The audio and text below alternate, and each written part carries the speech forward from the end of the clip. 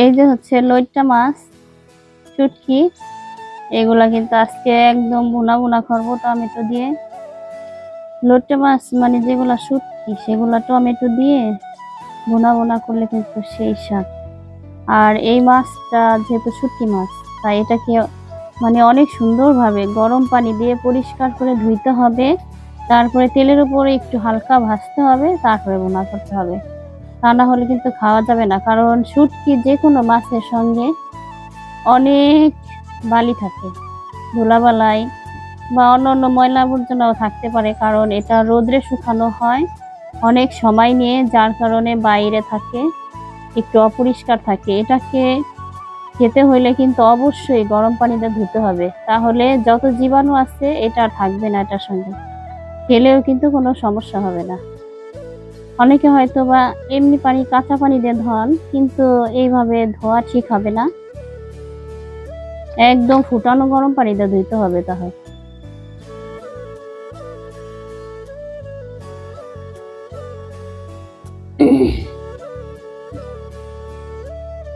একদম গরম পানি টকবগে দিয়ে দিলাম আমি, একটু ভিজবে হালকা, ভিজার সময় দেবো। দেখতে পাচ্ছেন যে কেমন করতে, গরম পানির ভিতরে দিলে একটু নরমও হবে, তখন খেতে কিন্তু অনেক মজা হয়।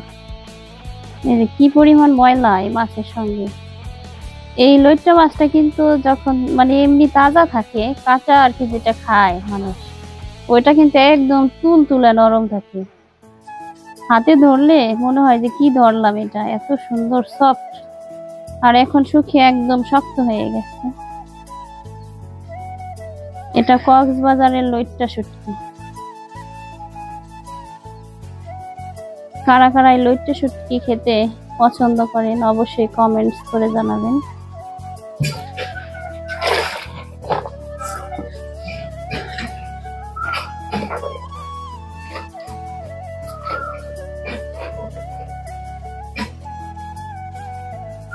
লইট্টা শুটকি রান্নার জন্য এখানে পেঁয়াজ কুচি, রসুন, কাঁচামরিচ ব্লেন্ডার করে রেখেছি।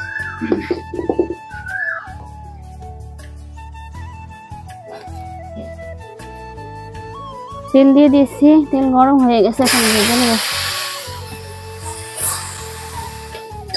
এই শুটকি মাছটা তেল দিয়ে ভাজলে কিন্তু খেতে কিন্তু খুবই মজা হবে, আর তেলের উপরে না ভেজে ভাবে রান্না করলে খেতে কিন্তু মজা হয় না। এই শুটকি মাছের যে একটা কাঁচা গন্ধ থাকে, এই গন্ধটা মানে দূর করার জন্য আমি তেলের উপরে এই যে শুটকি মাছটা ভেজে নিচ্ছি। এখন কিন্তু মানে ভুনা করলে সেই স্বাদ হবে, কারণ যে কাঁচা গন্ধটা চলে যাবে।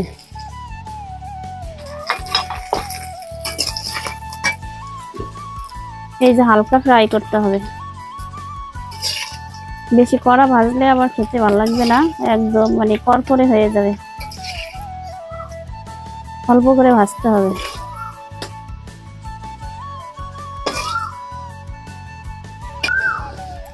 এই যে বাটা মশলা, এখানে আছে পেঁয়াজ বাটা, রসুন, কাঁচামরিচ। লইট্টা মাছটা সাধারণত কক্সবাজারে মানুষ বেশি পেঁয়াজ দিয়ে রান্না করে, আর আমি এটাকে ব্লেন্ডার করে নিচ্ছি খুব সুন্দরভাবে।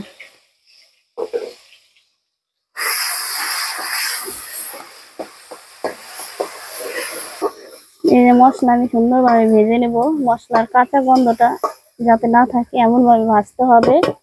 আবার এটাও খেয়াল রাখতে হবে যেন মশলাটা পুড়ে না যায়, কারণ রান্নার সময় সবচেয়ে মানে গুরুত্বপূর্ণ বিষয় হচ্ছে মশলা পুড়ে গেলে তরকারি কিন্তু তিতা হয়ে যাবে। মশলা ভাজার সময় সবসময় খেয়াল রাখতে হবে চুলার আঁচ কমিয়ে ভাজতে হবে, তা না হলে তাড়াতাড়ি করে মশলা মানে এপাশ ওপাশ পুড়ে যেতে পারে, আর পুরাটা কিন্তু সুন্দরভাবে ভাজা হবে না। এই জন্য অল্প আছে মশলা ভাজলে সেই রান্নাটা বেশি সুন্দর হয়, কারণ ধীরে ধীরে করে মশলাটা ভাজতে হয়, মশলা কম থাকে।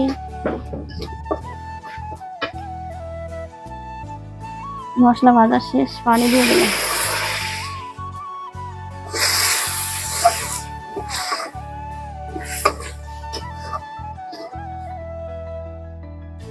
দিয়ে দিলাম হলুদের গুঁড়া, মরিচের গুঁড়াও একটু দিব।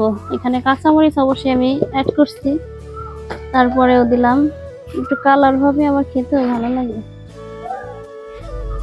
লবণ একটু কমিয়ে দিতে হবে কারণ মাছের সংখ্যা কম, এই জন্য। এর সঙ্গে আমি দিয়ে দেবো টমেটো কুচি। টমেটো কুচি মানে এইভাবে ভাজার সময় মাছে আগেই দিতে হয়, পরে না, তাহলে কাঁচা গন্ধ থাকবে টমেটোর। আর এই মশলার সঙ্গে টমেটোটা একদম সুন্দর করে যখন কষানো হবে, তখন এর ভিতরে মশলা যাবে, গন্ধ চলে যাবে, সেটা কিন্তু সেই স্বাদ হয়।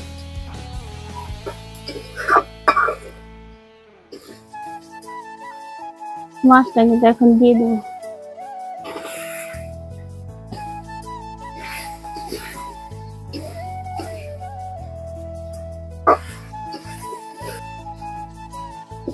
এখন একটু পানি দিব, টমেটো গুলা গলে গেছে, এই জন্য ভাজা হয়ে গেছে।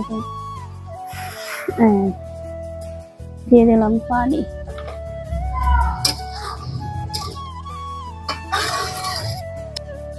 এই দেখেন কালার, সেই মাশাআল্লাহ কত সুন্দর কালার হয়েছে।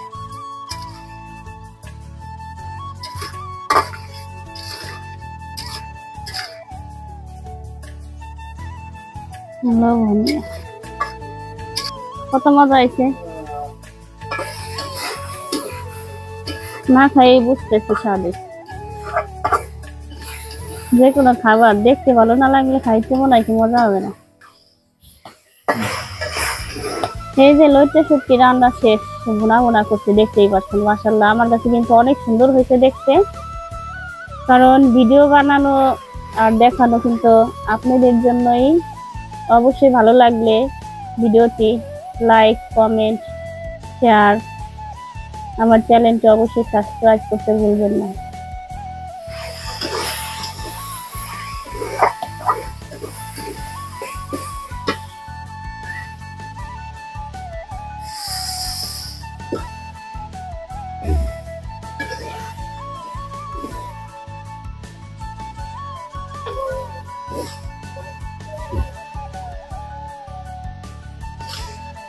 ধনের পাতায় তো আরো মজা হয়।